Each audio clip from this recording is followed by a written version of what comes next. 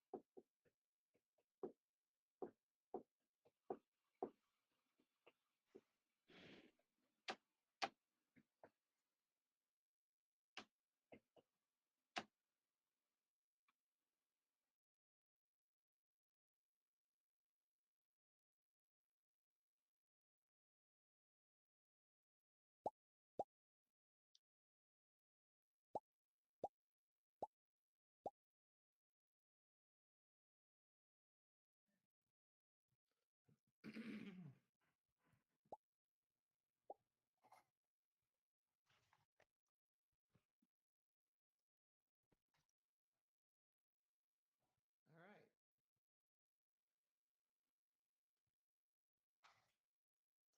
People trickle in. We are ready to.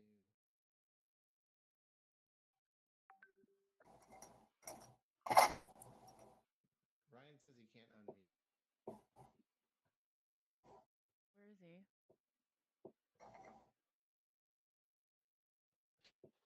In Zoom or in here?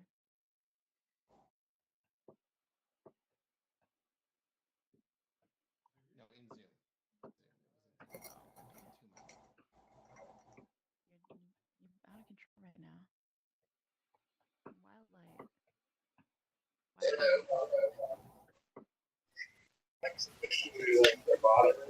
Hello, everyone. We will get started very shortly. Everyone has arrived on the Zoom, and we will have a very lively panel for you.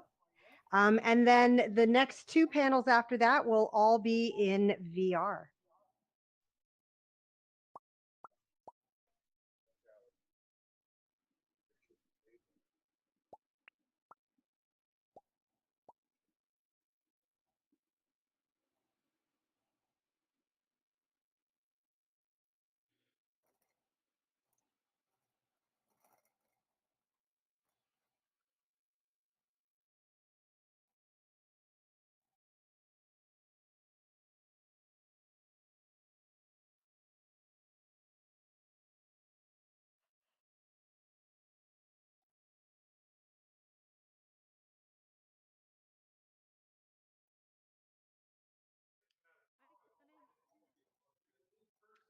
Hey, Joe.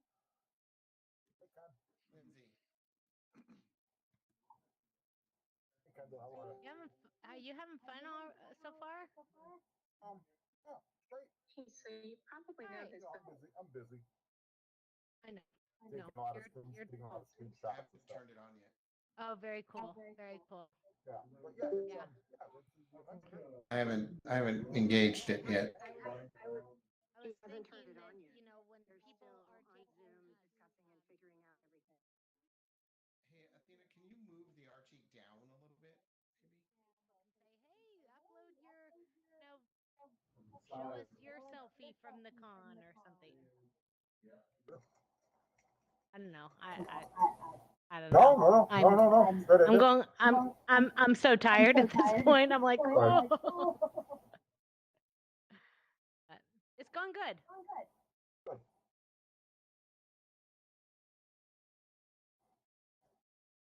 All right. There we Yeah, go. I'm sorry. I'm literally in the middle of doing screen grab stuff as Yeah, we're talking. no problem. Yeah, yeah, yeah.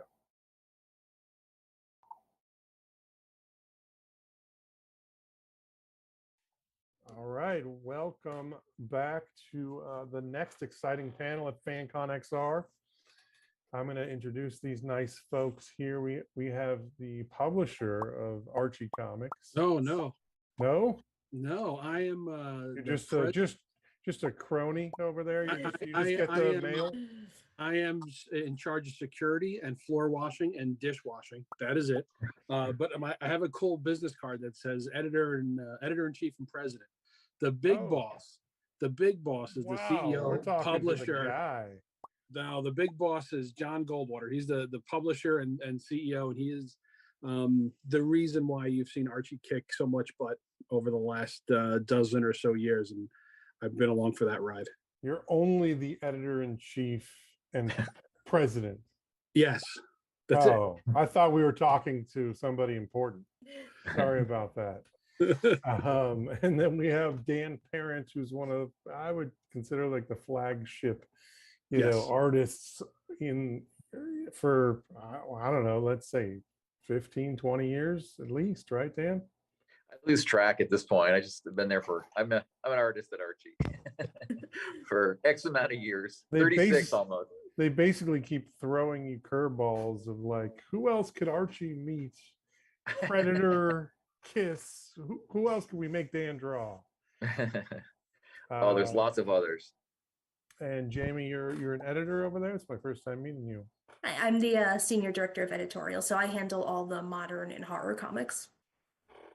Oh, nice. Yeah, a lot of Roberto's work. He's a regular at our shop, Golden Apple. I see him every week. Mr. Roberto Aguirre. So I'm going to let Mike do his thing, and you guys kind of moderate the way you do, and I'll just interject here and there as I do. Well, we have completely unplanned, so I don't know what we're going to do. Jamie and I are in the New York area. Dan's at another show, hanging out afterwards. Everybody's kind of trying to figure out what we're going to do here because we did not plan it out. But you've got probably three of the most interconnected people in the business at Archie. I've been there forever. I was there when we did the new modern stuff at Archie. We did the horror stuff with Roberto. We started doing crazier and crazier stuff with the classics. And then the last year or two, I went back to doing classics, which I never got to do before. And we've been doing, I think it's a lot of fun. I think Archie's I've been there 22 years. It's more fun the last year or two than it's been in a long time. And we're coming up with new characters. And I'm constantly kicking around ideas with Jamie and Dan. And we were starting one of the new fun characters that shows up when I have a copy of it here. I finally got my copy. The Archie Encyclopedia. I haven't got my copy yet. I want a copy. I literally came up the stairs and there was a box on my stairs, and that's what it was. I was so happy. This thing is a beast, but it has, all the characters, Archie, Betty, Veronica, Jughead. There's some of the modern stuff, the horror stuff, Little Archie, the Vixens, which Jamie came up with, which was the Betty and Veronica and the girls as a biker gang, which was awesome.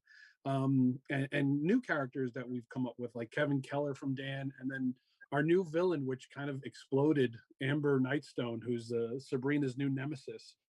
And that was just everybody sort of kicking around what would be fun to do. And we even included Vin, who's our art director, and he does a lot of design work. And Dan came up, there it is. I could not get a copy of that. I had to go to my own comic book store and buy a copy because we sold that on the Archie site. Yeah. I just got that. So, I think I'm going to kick around with you guys what you think is the most fun. The most fun for me is the characters can kind of do anything. And Ryan was joking around about it, but you can have Archie literally meet anybody no matter how bad an idea it sounds, Predator, Sharknado, like what it works so perfectly because of the teenage horror tropes and all that stuff.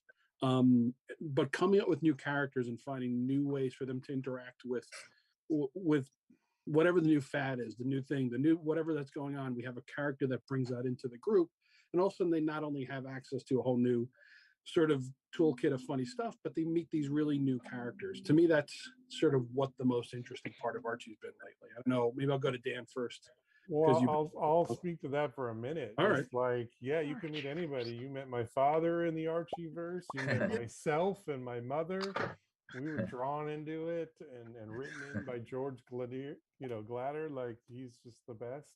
I just, I miss those times when we had conventions with him and he would call my dad and say, hey Bill, I was thinking about this idea that Archie goes to Hollywood and goes to Pink's Hot Dogs and eats a hot dog.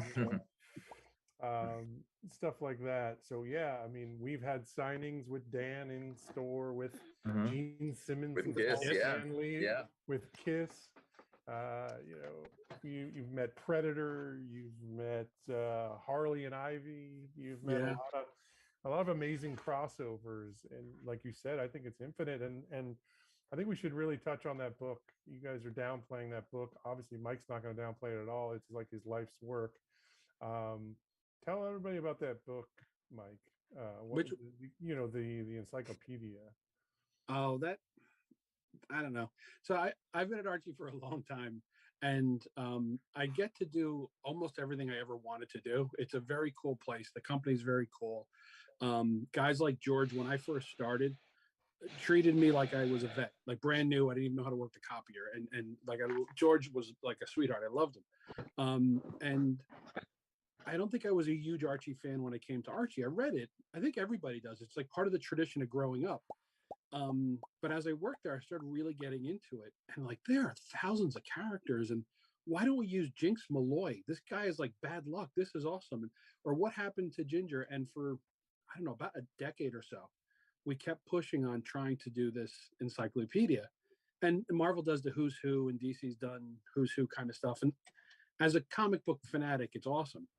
But never having done it at Archie, we kept starting to do the work and being like, how do we like not include everybody? Because there's a million characters. Who's important enough to be in there, and who's not? And how do we?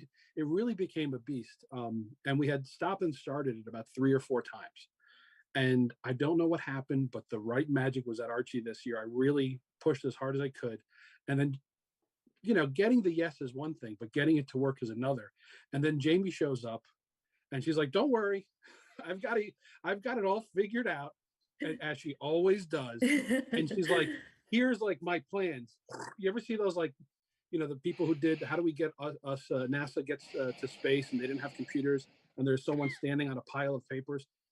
That's Jamie. Like, she's like, I figured it out. This is how we're going to do it. And here's the plan. And it's all going to make sense.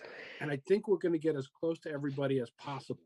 So between Jamie's giant brain and Vin doing the design work, we brought in a handful of writers that we could really trust. It really was like all hands on deck to get this done. And it's got this cover by Dan was originally done like 10 years ago. Like 10 years ago. Yeah. Yeah.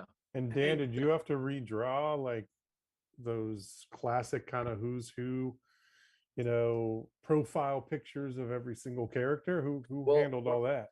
What I had been doing like around like 10 years ago was I was doing like redoing like style guide poses and things like that. So for a couple of years I was doing that. When Victor was still around, God bless his soul. Where I was, so I had been doing like, kind of like revamping, like doing not a total revamp, but just kind of modernizing, like, like Smithers and Miss Grundy, and just giving them like just like a little bit more of a contemporary style. So I think when you guys put this together, there was a lot of that style guide art was there. And if we do a character that has a new story that we think has a lot of legs, usually Dan's one of the artists we go to for that kind of stuff, but he'll do an extra character sheet so that we have it And like with Amber, who was the new super villain sort of for Sabrina, we knew we kind of had something right away. So the second story was already in the works. That's going into one of the digests before the first story came out. Like we knew the character connected in a big. Same with like Kevin. When you have these characters that connect in a big way, we already start figuring out where to start dropping them into the. I was going to say Kevin Keller is definitely one of those characters of the last several years that's really kind of branched off into his own. You say Kevin, like everybody knows. We need to be a little bit more specific because it's second nature to you guys. But that's why I'm backing it up, saying Kevin Keller. Let's go into how some of these characters are really expanding to their own books. Not just the classic Betty and Veronica, not the Archie and his pals. Like you guys have really expanded the universe, or the Archieverse, as you call it. Yeah. We've done a bunch of Archieverse stories. We did when we did Archie Meets Riverdale recently. There's a lot. People kind of overthink Archie. Its simplification is remarkable. That you can do anything with the characters, and I've regularly said, Archie's friends with Santa Claus. Like that's legit. Like it's in there. You don't have to make it complicated. And a lot of it came from Victor Gorelick, who was the editor-in-chief at Archie that Dan mentioned. And Victor worked at Archie 60 plus years, from like when he was a teenager on. So every time we would ever get stuck with a story, he'd be like, just do it. An elf can show up, or like the Dracula shows up. It really doesn't matter. Just go with it. And once you understand that about the characters, that of course they could just meet the Predator. Why wouldn't they? Or Archie gets in trouble because Reggie pranked everybody and everybody thought it was him, in some typical teenage humor story. You can do all of it. Same with Roberto coming in out of nowhere and going, we're going to make Afterlife with Archie and they're going to fight zombies. I mean, that was revolutionary. I mean, I think, being a retailer, we saw so many new faces coming in, buying Archie comics, who, whether or not they liked it or not, they didn't really buy the old classic Americana version.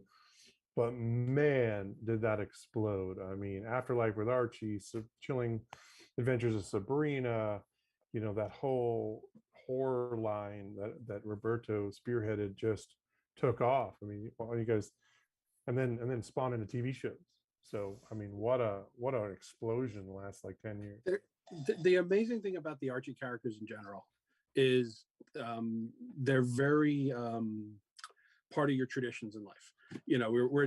We joke about it, but every summer, if you go to a camp or a sleepaway camp, every kid gets a box of comics, and they're always Archie. They get a pile of digest. Every Halloween, we know people buy a ton of digest from us to hand out instead of candy. Every Christmas, they're jammed into stocking stuffers, and people read them on Christmas Eve, and we just know it's like part of everybody's holiday life, to the point where it's almost taken for granted, but it's always there. So when you go, oh wait, my characters are going to fight the zombie apocalypse, my Archie might, and you would see them come back into it. And there's this really neat cycle. Like you get the kids who are starting to read, and right around 13, 14, they disappear. And then they come back later in life when they have kids.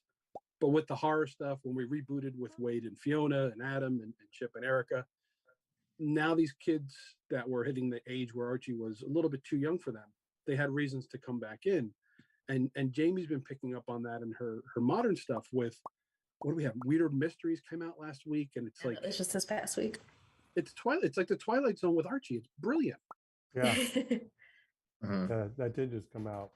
Yeah, and that was something too, where even in the title, we wanted to connect it to something that, older fans would appreciate. So we had the Archie's Weird Mystery series that ran in the early 2000s. And this is a little more, I don't want to say adult, I think it's really for everyone, but because it goes a little bit scarier, a little more into horror, this is Weirder Mysteries. So, you're going to get those same elements of the paranormal and everything that Archie's done forever. If anybody has any questions for the panel, please come up to me. And everything was getting. If anybody has any questions, but now let me know your it's question. more fitting in this horror world. So it's just sort of that, if for some reason the Archie horror line hasn't, appealed to you yet, this is really a way for you to see that. Like if you've been a fan for a while, there's something here that you might be able to latch onto. Yeah, I mean, I would say just again, as from the retailer hat, selling comic books, in my shop, for over 40 years, there's something for everybody who walks in. Is it a little kid? We Matt, got did you have a question Is for it a the panel? teenager? We got you. Is it somebody who grew up reading Archie but is now older? We got you. You like horror? We got you. I mean, just to see the product line expand Not that this one? way. Okay. I love the idea that you did more of a modern take with Mark Waid and Fiona and stuff like that. And then you have the classic and then the horror line. So it's great what you guys have been doing. You're being very innovative as we've been talking about right now. What, you have something next that you want to talk about or promote that's, that you guys are excited about? Jamie's got to go talk about, like, again, I don't think we're tooting our horn enough. I think we're on the verge of our third sellout. Yeah. Because if you guys remember Little Jinx, which was always in the digest, that it was this precocious sort of preteen, Jamie took that character, and we've talked about this for years. How do you make that character a horror character? And she did it. Her and the team put it together. That book sold out so quickly we didn't realize it. Then the same thing happened with the Dan and the new character Amber.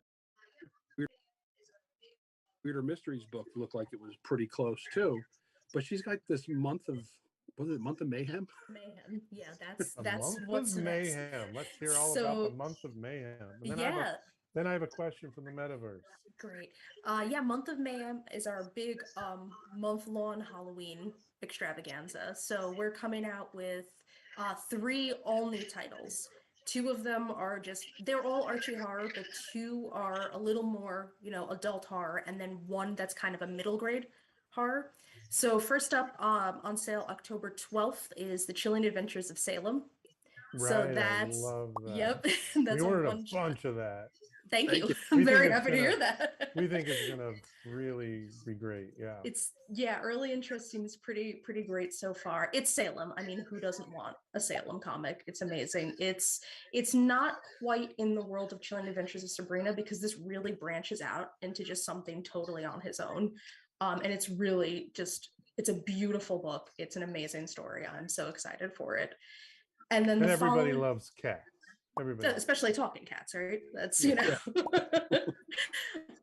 Then the following week we have Fear the Funhouse, which is the middle grade horror. We're really leaning into like spooky campfire tales, Goosebumps, Are You Afraid of the Dark, just, anything like that. And that's Are You Afraid of the Dark, I think, just had like a reboot recently. So we're kind of seeing kids leaning more towards this sort of entry-level horror, and we're going that way with it.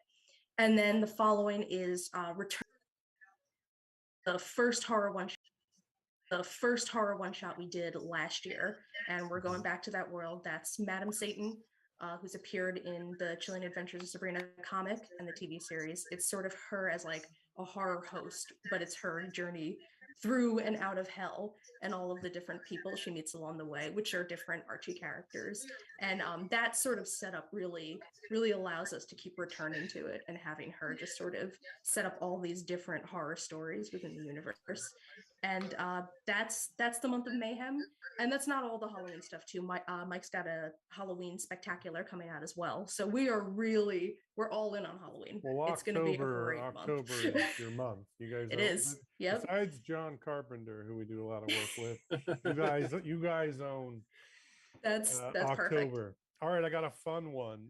Something maybe you've been working on for years and just haven't been able to get the legal. Pretty soon. Okay. We have a question from Goober. After this panel, we don't have any more that are on. 2 crossover ideas. Wanted to know if you thought about them, tried to get them, whatever. Consider it. One is a G.I. Joe Archie and or Transformers. They're thinking Archie meets Optimus Prime. So what's your take on that? Have you even thought about that? Talk to IDW or anyone else? We have some people on staff who would love it. I know I can say that. The guy who I've worked with since almost day one at the same time, he puts together all the digest. He is the hardest working man in show business. This guy, Carlos. He is the biggest G.I. Joe aficionado I have ever met. And we've talked about it before, and we have like running gags too. Like if we do a crossover with any property, in the office, we've come up with more jokes kicked out of GI Joe within minutes. Cobra would pick him up. He would immediately cause all sorts of mayhem. Put on him and Jughead would steal Cobra Commander and Destro's mask. Take like you know, and then Archie's jalopy, of course, would turn into a transformer in a heartbeat, but fall apart before he could do anything helpful. So you guys have had this conversation, it sounds like. There's a ton of stuff that we would love to cross over with. It's just figuring out the right timing, the right contact, the right way to do it. And you know, the fact that we've gotten so many of these, and some of them have just kind of come out of nowhere.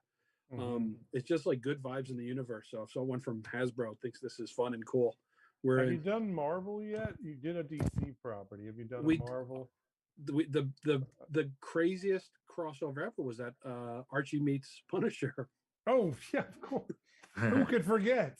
Archie meets Punisher. And I every time I talk to somebody at Marvel, I always bring it up jokingly because it ended with a cliffhanger of Wolverine and Jughead supposing. I can't imagine a worse pair of people to hang out. But I think that's probably what started the crazy crossovers in comics in general, and that started with a joke in San Diego Comic-Con. It was Victor Gorelick, the editor-in-chief, and Tom DeFalco, who I think was editor-in-chief at Marvel at the time. They knew each other forever. Tom started his career at Archie. He just celebrated 50 years in comics. And he started his career, and they were joking with Bat and Lash, who was the writer. They had so much fun laughing about the absurdity and stupidity of the idea that everyone said we should make this happen, and it somehow happened. To the geniuses and good luck that's in the universe, it happened. So anything could happen. I was going to say, Dan, I think that was your fault, but Kinda. Dan, Well, Mike certainly helped make that one happen though, because John was sort of like, what the hell is Sharknado, and why do we want to do this? So I think, you know, Mike definitely helped me sell it. Yeah, I used my greatest negotiation tactic. I just begged and begged and begged until John said yes. Yeah, I think it was a matter of two. I had been talking about it for a while too. I think it was a matter of him just like doing it to shut us up. They keep you busy over there, Dan. Yes. I'm sure they are keeping you busy on the show floor today. When you do conventions,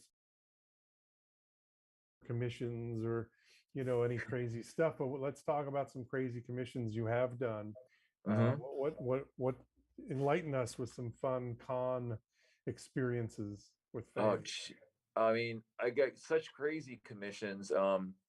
Like, well, yeah, somebody showed me an old EC cover today, and it was like this person, you know, those EC covers are pretty explicit, and it was like this guy was hanging from a noose, and he's like, "Can you do this with Sabrina?" I was like, "You really want to see Sabrina hanging from like a noose?" I said, "I don't know if I want to draw that or not." But you get a lot of the main ones I get are like, again, like mashups. It's like, you know, art, you know, it's like superhero mashups. A lot of like pop culture things, like, you know, like movies, like I did a Jump the Shark thing that turned into a variant cover. Creative though, because I think I've drawn them all, and I continue to get a lot of these like really fresh ideas. So today somebody brought me a blank album cover. Oh wow! I guess that's a new thing now, where you can buy blank album covers, make your own album covers. So he wants like a punk rock Veronica on the cover, and then he's gonna put like an album he feels appropriate in that, like, you know, some kind of like a 90s girl band or a punk band. He's gonna use that for. So that's a new awesome thing. Yeah. Side note, I didn't know if you were set up for this or not, but do you have any capability of, you know, doing a live sketch or anything while we're talking, or is that just that'll be a separate Zoom call some other time at the next FanConXR? I don't have my art supplies with me. No problem. They're working like, all day. I just thought I'd bring it up just I before we would run out of but time. I mean, all I have are like Post-it notes and pens. Sure, that'll work. Dan, you just did a commission you put on one of your social medias. I think it was a takeoff of a classic piece of artwork where it was Jughead sitting in a window frame at like a college. Oh yeah, it was an old Dorn Rockwell That's okay. painting, and he just wanted me to do Jughead like in the same sort of pose, but I just had Jughead sitting in this window eating a burger. But it Right. had like a fall setting, and it was this like nice old fashioned window setting, and yeah, that was another thing that I never would draw. I've thought to draw that unless somebody came to me with that idea. But the big thing too at conventions now are sketch covers. Like I have probably a dozen sketch covers today that people gave me that they want drawn on, and sometimes there are sketch covers, so like the Archie blanks. I still get an amazing amount of. You guys must have printed or we must have printed 1 million of those. Oh, actually, DC probably did, of the Betty and Veronica, Harley and Ivy blank sketch covers. Yes. Because I must get like 3 per convention. Yeah. There You have should be homework. You have homework. You have hotel work to do, don't you? Yeah, but I have to go back over to the hall and get my stuff. So I'm gonna. Well, even though you can't draw for us, maybe you can just kind of talk to the effect of, what are the keys to drawing these iconic characters? You got to get the eyes right, and there's this interesting little thing above the nose, and Jughead's got his hat, and what do you start with when you draw these characters? Is there like a go-to?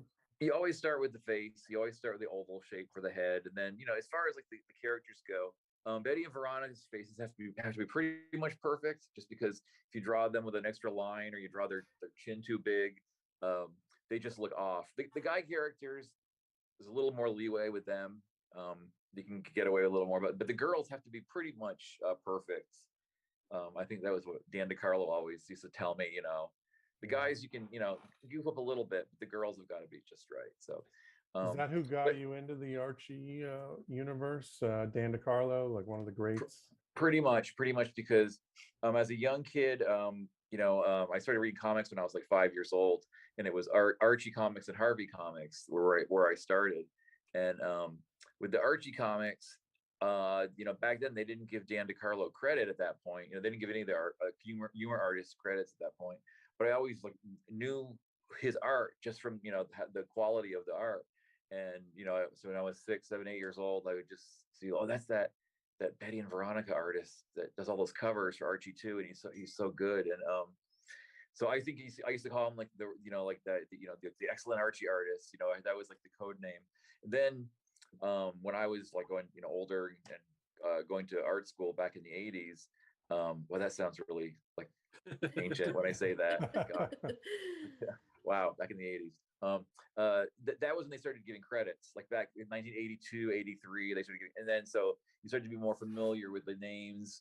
Then you started to put like Bob Bowling's name with little Archie, and Sam Schwartz with Jughead, and Stan Goldberg used to do a lot of stuff at that time too.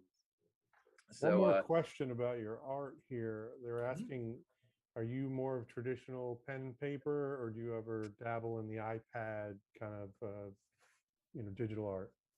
Well, it's definitely old school pen and paper, but of course I have to work digitally because we have to deliver digital files. So I draw pen and paper, I scan it and clean it in Photoshop and colored Photoshop.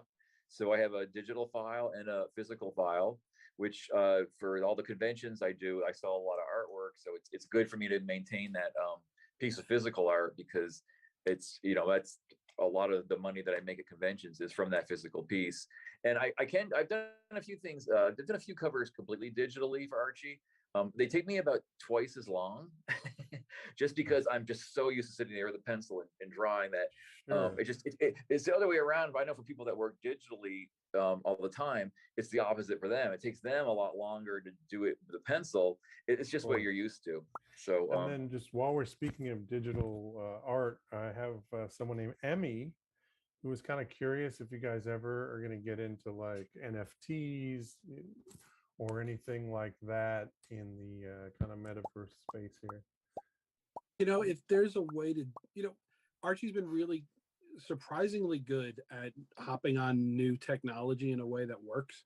We were really quick with day and date digital for digital comics and finding ways to meet the audience wherever it was. And like, we've talked about, I co-own a comic book store too. So I'm into the brick and mortar, and I want a physical comic book experience.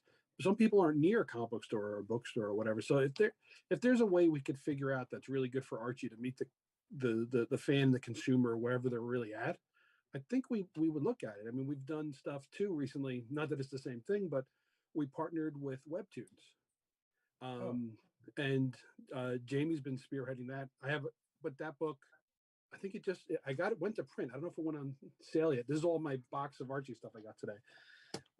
And same with another thing we're working on that Jamie's overseeing called Bite Size Archie, where we're doing these online only comic strips, and they're really funny. And but once we get enough, we kind of put it up in paper and sell it at the bookstores and comic book shops. So I think we've always found a way to do fresh, funny stuff and meet the customers where they are. So, what happens, I have no idea, but we're always going to. I can tell you co-own a comic book store because the product you put out, you really do care about the customers and what they're going to want, and having a nice diverse collection of things, and trade paperbacks and single issues, and really nice trade dresses and quality paper, by the way, which a lot of publishers have abandoned these days.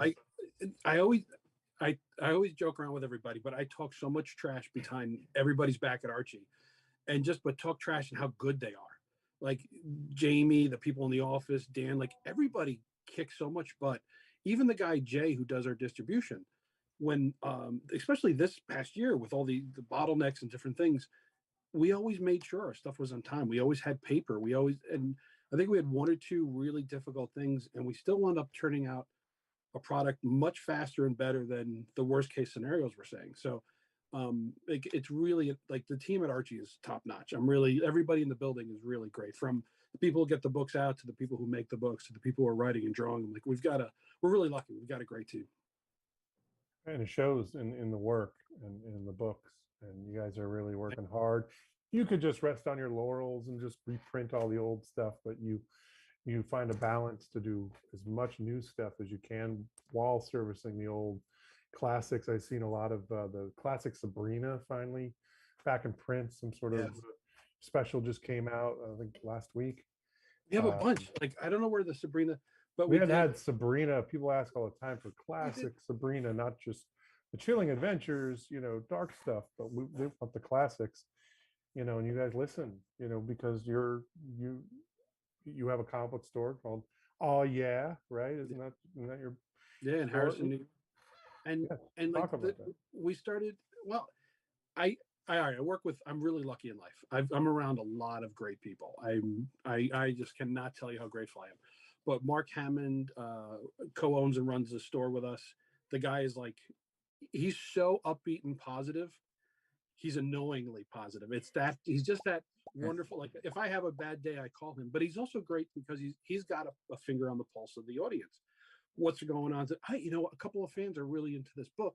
Tell me about it. And there's a lot of retailer buddies I've had. I've been doing this for so long. So when I start talking to buddies, what we usually call to talk about a movie or the Yankees or baseball or basketball or something, when they start proactively asking about Archie, I'm like, okay, I'm going to remember that and let Jamie know this is clicking or whatever else is going. And it's also co-owned by Art and Franco, who are famous for Tiny Titan. So there's a really good mix of people there, so that when we do talk and have our meetings, we get a nice broad view of what's happening in the industry. But it's not focused on one store or Archie as one publisher. We kind of get to look at all the different trends that are happening. Yeah. And it's nice to be really up close at the Archie stuff, because Jamie's written stories on that Wilkin boy that Dan has drawn that have featured Samantha. Mm-hmm. And to me, it's great. And I love the characters, but I don't know how many people dig it, but some of it wound up making its way into Weirder Mysteries, because people are picking up on every little thing we do at the fan level. That it's just nice when you get to hear the audience actually in a comic book store say, oh, I read that. I don't read Archie, but that's cool as hell. How did you guys do that? And it's like, okay, cool. Well, there's so much history in Archie comics, and one thing that I was privileged to if anybody has any questions, please come see me. They're asking for any questions that you might have. There, were you guys involved in that pretty heavily, putting that together? Yeah. That was Rita was the main person who would run the show, but this guy Patrick A. Reed, really put so much love and attention. And there's a few other people that he reached out to get artwork. And he was back and forth with us. I know Jamie probably had to look at, thousands of words that they had put together to make sure they, this description of this. And it was terrific because it caught everything you needed on Archie, the evolution of the characters from the early, 41 and Pep, where they were kind of crude and kind of a rocket ship, to the 60s, and then redeveloped again post 60s, and then redeveloped again of like you see these like major trends of Archie evolution. And then you have, the original crew of artists are mostly gone. So to get the historical, you needed to ping people at Archie, or guys like Dan, who not just is really good at what he does, but he knows the history and the talent behind the book. And I walked in there. I was at San Diego Comic-Con. I walked in there, and I was supposed to meet with the comic museum people, but I kind of made sure I was there early so I could just walk around and again see what the fans are experiencing. And you had little kids zigzagging all over the place, parents, teenagers, 20 something. Like, you really got to see multiple ages of the audience. There's a lot of Spanish language Archies over the year, so you have different names, like it's Archie Gomez, Jughead's name is Torombolo, like just weird kind of twists on the characters. But I found out through the museum folk that the Mexican consulate came in and were there was this beautiful display explaining everything that Archie's done in it's especially Mexico, but Spanish language comics. And you could see these grown adults in suits and ties and business jackets, and it like turned into a 5-year-old kid reading Archie for the first time.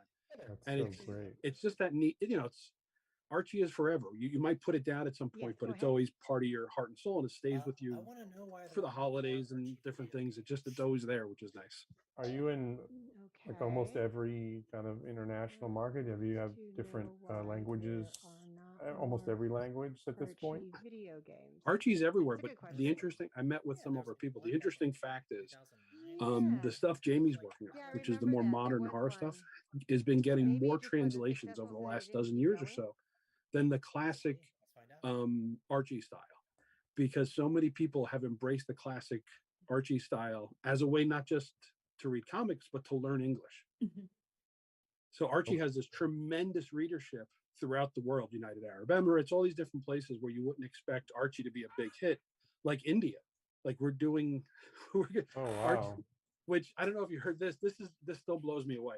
Archie in India is huge. Dan has been there for shows a handful of times, Bill Gollier a couple of times, and India, these guys, when they go, they're treated like, the just Archie royalty. It's unbelievable. But John, the CEO, worked out a deal, and it's, I guess, the highest budget ever for a Netflix movie in India. But we have an Archie movie coming out in India, and it's going to be a worldwide simultaneous release. And the press in India, on the early press on this project, is unbelievable. And it's set in the 60s. It's got a very fun classic Archie vibe, but it's against the backdrop of the 60s. So it's really, everything I've seen so far of it, I think it's going to be an international hit. It's just mind-blowing to see how great it is. But it will come out in the States at some point as well. It'll be Netflix US as well. Yeah. Oh, subtitled. Wow. So we're going to get, and it's a lot of singing and music and like love story and comedy, everything you really kind of were hoping for with an Archie. It's neat. It seems like you guys are in a lot of different spaces. You got TV, you got movies now. I was surprised how popular we were in Mexico, because I knew I've been to India 4 times, so they're crazy about us in India. But I did a Le Mall convention back in April in Mexico, and I couldn't believe it. It was just like lines of people all day, and people bringing their digests, a lot of English digests, but a lot of Spanish digests. I was really surprised. I didn't realize we were that. I know we're really popular in Canada. I'm in Canada all the time, but I didn't realize Mexico we were that popular. Well, it leads me to my next question. Could make you even more popular. Matt wants to know about the possibility of an Archie video game. Video games are huge. What's the deal with Archie versus video games? We have tried to get one done a couple different times, and it never really hit what we were looking for. We got a lot of offers where it seemed fun, but it wasn't this immersive kind of cool Archie experience. So we kind of keep looking at that, and I don't know if we're going to do it unless we get the right deal. A lot of people kind of want to skim another game and say, oh, we just make it a copy of that because it's similar enough. It's like, no, I don't think that's going to work. Like a Simpsons game or something. Yes, and I think Simpsons is one of the better brands you can kind of connect the characters to, because you have a core group that are really funny, and then this amazing expansive cast around it. But I think the worlds are very, very different in how you would treat a story in a game and gameplay.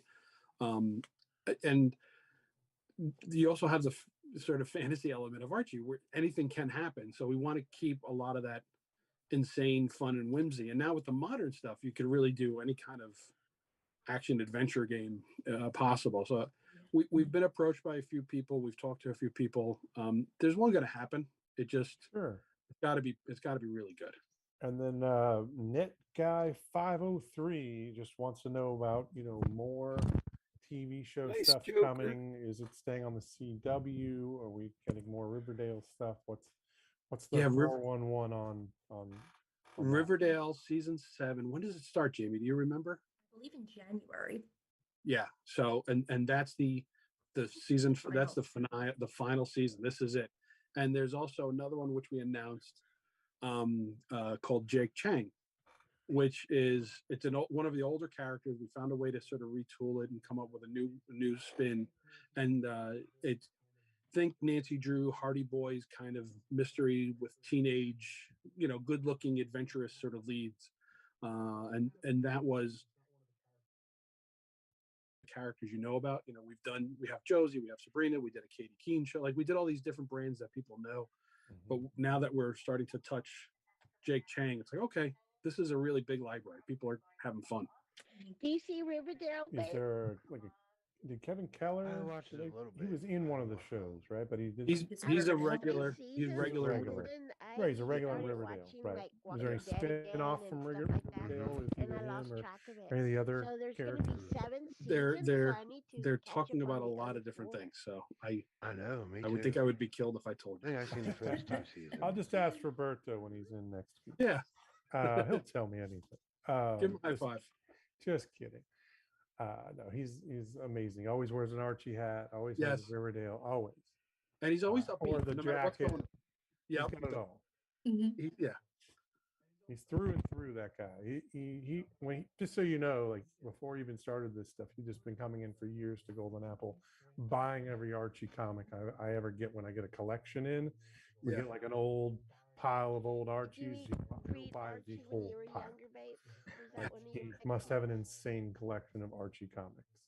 Oh, God, we have a couple of fans that have the greatest collections ever, and over the years we've wanted to find ways to put them on the payroll to dig into it and get their feedback. I've only seen one Pep one in my life, or whatever the first Archie is. Yeah, Pep 22. In my life, I've only seen one, and that's nothing that's come through that I've sold.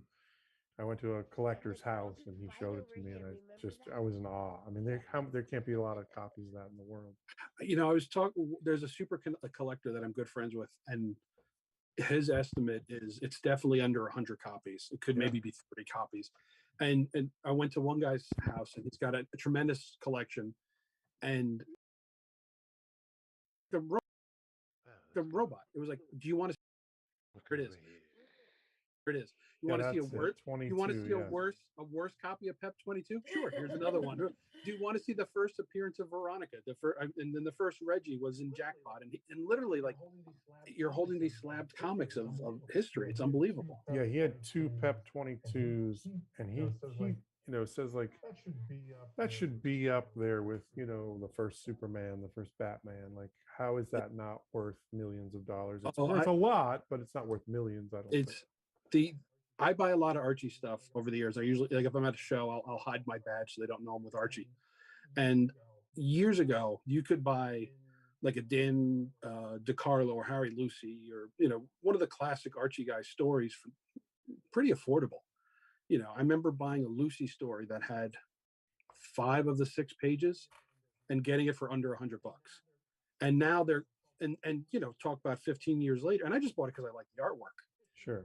15 years later, the whole story is like 2,000, 3,000 bucks. And I Mhm. just and I know Pep 22 when it's some crazy number at auction, like and Archie 1, like a lot of these books are and Madhouse 22 for Sabrina. They're going like all this stuff is going for an enormous amount of money. I mean, the industry in general, but the Archie stuff since Riverdale has started to go for a lot of money. And the superheroes, Archie has a whole big superhero universe, and that's starting to go for a lot. Yeah. Well, it's good. It Mhm. should. I mean, it's Americana. I mean, that's what you see. It's like the only comic in the grocery store since I was a little kid. Right? So, Yeah. And I can't tell you how many people today, I've never been in this area before, Memphis before. And so many people are like, oh my God, this is such a part of my childhood. The digests, I got them at Piggly Wiggly or Publix. And, I still pick up issues there, but I hear more and more as I get older, the link to people, they're buying of digests in Walmarts and in grocery stores. Yeah. Because that's where like a lot of the introduction is for a lot of readers. So readers that we don't really a lot of the readers don't go to comic shops when they're 5-6 years old, but they're in the and but the digests are I like today especially I signed so many digests today. It was like crazy. Good. That's a good thing. that's